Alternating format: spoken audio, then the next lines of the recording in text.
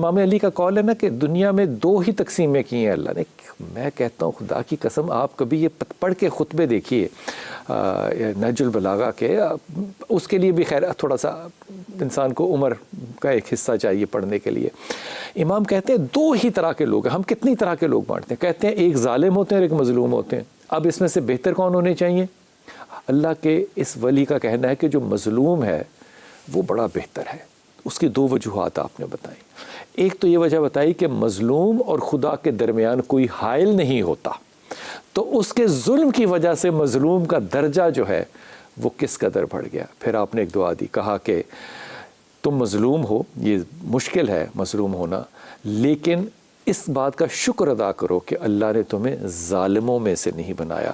میں آپ کو حلفاً کہہ رہا ہوں. ڈاکٹر صاحب کو پہلے میں سلام کروں. ڈاکٹر صاحب السلام علیکم. خیریت سے ہیں آپ سے اجازت کے بغیر میں یہ واقعہ اور ذکر جو ہے ذرا میں کہتا ہوں کہ آپ کو پڑھنے کے لیے نا ایک واقعہ بھی امام کی حکمت کا، رسول پاک صلی اللہ علیہ وسلم کی حکمت کا، آپ کو خود پہلے نا حلیم ہونا چاہیے، حکیم ہونا چاہیے، آپ کو کچھ ہونا چاہیے. آپ اس میں سے ورنہ فرما رہے ہیں نا ظلم اور ظالم اور مظلوم کے حوالے سے آپ نے امیر المومنین علیہ السلام نے مختلف قسم کی وصیتیں فرمائی ہیں. ایک وصیت تو بڑی واضح سی ہے اپنے فرزندوں کو مخاطب کر کے خطاب پوری دنیا کے کون للظالم خصما وللمظلوم عونا. بیٹو یاد رکھنا ہمیشہ ظالم کا دشمن رہنا، مظلوم کا ساتھی رہنا. یہ تو بات سمجھ آتی ہے. دوسرا فرمان ہے کہ ظالم کی بھی مدد کرو اور مظلوم کی بھی مدد کرو. اب ظالم کی کیسے کرو؟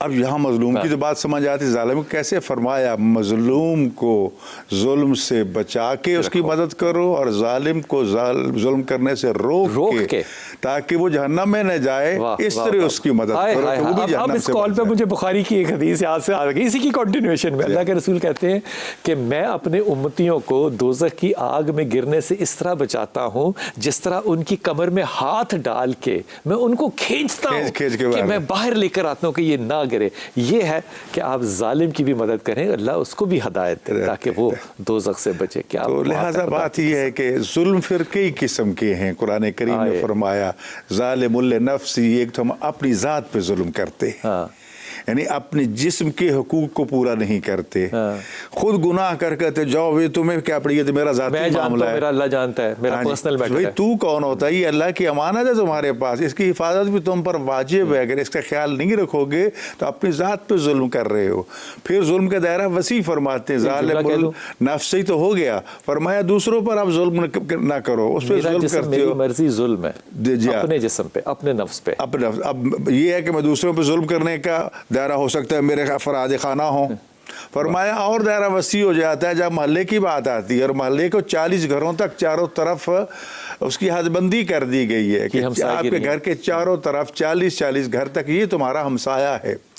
پھر فرمایا کہ جس شہر میں آپ رہ رہے ہیں ان کے حقوق ہیں، ان پہ ظلم نہ کرو. پھر معاملہ پھیلتا پھیلتا اس کو اگر آج کی زبان میں بڑے آسانی سے عرض کروں تو جو قانون ساز ادارے ہیں اور ان کرسیوں پر منجمد تشریف فرما ہیں، ہاں جی، ان کے لیے حکم ہے کہ ظلم آپ کا جو ہے کہیں ایسے نہ ہو کہ وہ ملکوں کی حدود کو بھی عبور کر جائے اور ان نسلوں تک جا پہنچے جو ابھی آئی نہیں ہے، پیدا ہی نہیں ہوئی.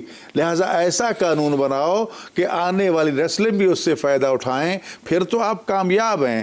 لیکن اگر ایسا ظالمانہ قانون بنا کے گئے کہ موجودہ لوگ بھی اس ظلم کا نشانہ بنیں اور آنے والی نسلیں بھی اس کا نشانہ بنتی رہیں تو تمام کا گناہ تمہارے سروں پر ہوگا. یعنی مظلوم نہیں ہوگا، ظالم موجود ہوگا، اور ایک وقت یہ ہے کہ ظالم نہیں ہوگا اور مظلوم اس کے ظلم کا نشانہ بن رہا ہوگا. فرمایا ایسے ظلم سے بھی بچو، کیونکہ یہ وہ ظلم ہے کہ جس کا پھر جواب دینا ناممکن ہے. اور اسی لیے مولا علی علیہ السلام نے نہج البلاغہ میں امیروں کے بارے میں زیادہ تاکید نہیں فرمائی، تاجروں کے بارے میں اللہ طبقہ سفلا فرمایا، خدا کا واسطہ تم چھوٹا طبقہ، غریب طبقہ، مسکین طبقہ، اس سے ڈرنا.